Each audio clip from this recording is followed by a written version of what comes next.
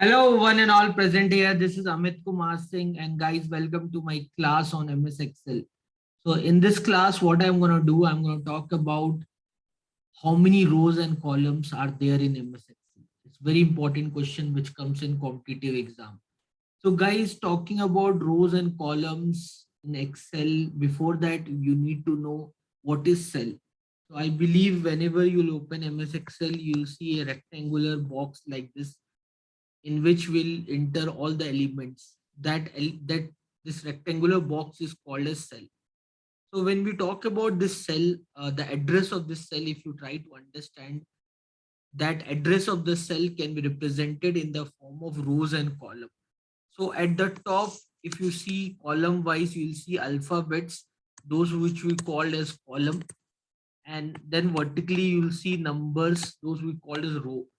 So when we talk about columns, you have 16,384 columns, where your last column is XFD, and when it comes to rows, you have 10 lakh 48,576 rows.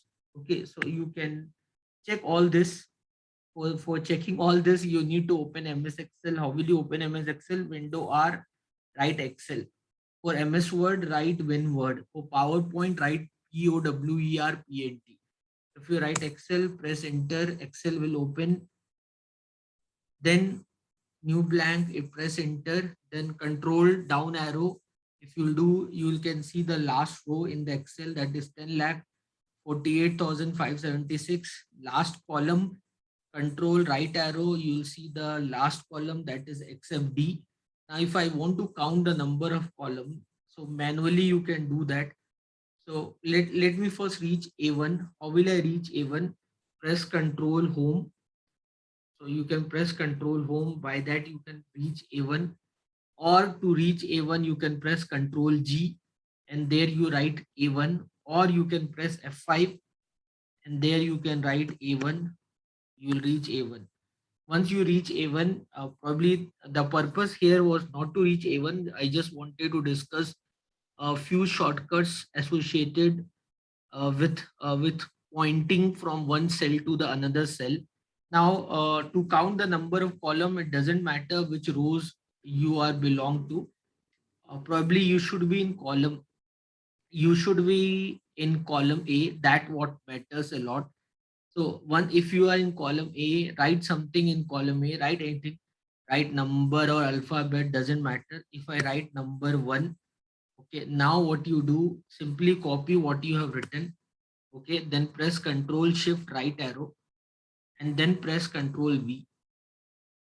So if you do that, then at the end, if you see, then at the end, if you see, then at the end you can see your average count, minima, maxima, sum. This is your customized status bar. So here you can see these values, and then based upon this, if you observe, you here, because I've written number, so both count, sum and other things are significant, but ultimately what significant is the count. If you see the count, you have 16,384. That signifies the number of columns what is there in MS.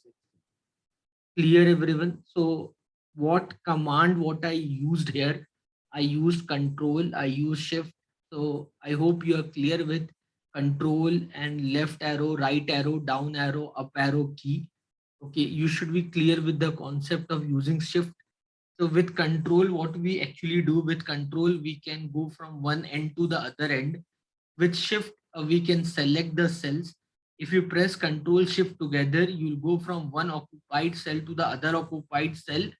And with shift, you have selected everything, because as such, there's nothing is written. This was a blank workbook. So when you actually pressed control shift right arrow, you actually reach to the last column, which was XFD. And when you pressed control V for paste, right? Everyone knows, right? Control C for copy. The shortcut key for copy is control C, control X for cut. Okay, and control V when it comes to control V for paste.